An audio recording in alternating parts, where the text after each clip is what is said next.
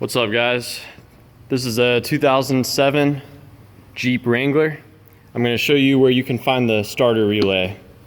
So open this like so, peek in here. This middle one, that's the starter relay. There's a few other relays in the area, automatic shutdown relay and a few others. If you pull this up and flip it over, you can read what some of those are.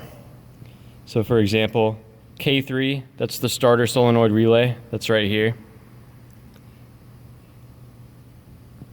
Now, just above it right here, or just below it right here, that's K5. That's gonna be a PCM relay. This is K6. So that's gonna be an EBL relay. Not sure what that is, but the way you read this is like so. They made it real easy for everyone to read. But yeah, let me know if you guys have any questions. And just in case you were wondering, these big relays, they're called run relays. So yeah, have fun with that.